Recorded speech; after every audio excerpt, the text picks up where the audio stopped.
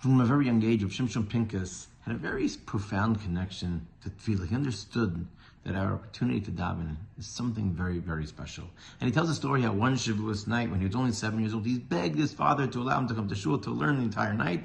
And his father told him, "You're 7 years old, you're too young, go to bed."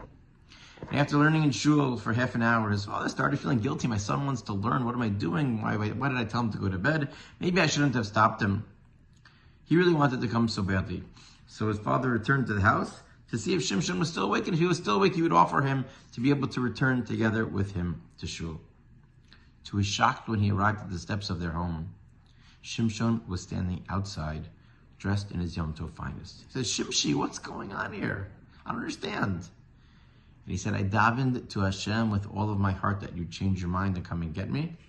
And I was so sure that Hashem would answer that special tefillah that I got out of bed, I got dressed, and I came here to wait for you to come." Wow. Yes, we all know tefillah, even sincere, is not so simple. And our tefillahs are not always answered that immediately in the way that we desired.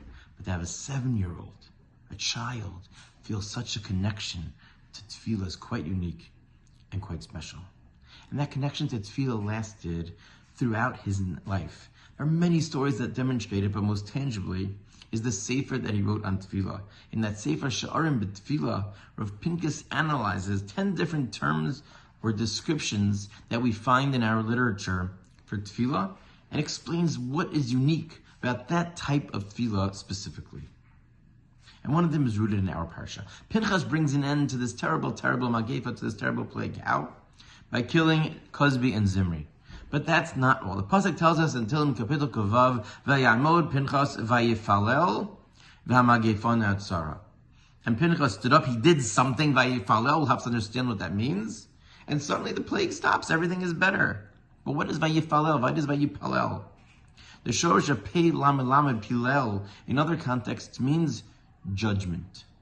So the Ibn Ezra explains, like the simple understanding of our psukim. Pinchas stood up, he made a judgment, he made a call, he understood that what's going on is Echel Hashem. It's terrible, I have to intervene, I have to do something. And he went ahead and he killed Zimri and Cosby. And that caused the plague to stop.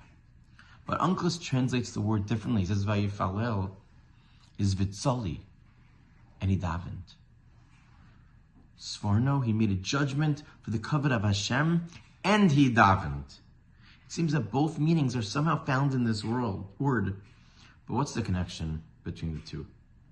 And Rav Pinchas explains that somehow it seems that tefillah is derived from a combination of both. It's at its root, judgment. What is the meaning? What is its significance? And it seems that the goal or din or mishpat is to arrive at the truth. The experience of tefillah is supposed to be one in which the experience of standing b'fnei HaMelech, of understanding what we are doing, of being cognizant and conscious that we are standing lofty in front of the King, should bring one to be able to judge and ascertain the truth of what is really important in life. What does it really mean to believe in Hashem? What is it that's so important that I want to daven for, that I want to reach out to Hashem for? And in that zuchus of that understanding, we hope that Hashem will provide. But there's a little bit more to the definition, because we know that when we refer to somebody as davening, we refer to the his palel. We say, I'm going to daven, I'm going to his palel. The Bali Diktuk will know that that is the his palel form, the reflexive form. What does that mean? How does it reflect back? I'm judging myself? Yes, that's the other element of tefillah. The experience of davening also involves a person coming to terms with judging the truth of him or herself and what's truly important in my life. What is the key to all that happening? How can the moment of tefillah be so powerful and transformative? It is if we pay attention to what we are doing. It's an opportunity. It's a zuchus that we have to be omed b'fnei HaMelech, to stand and converse with the King with a capital K, the King of the world. It's a rendezvous with the infinite.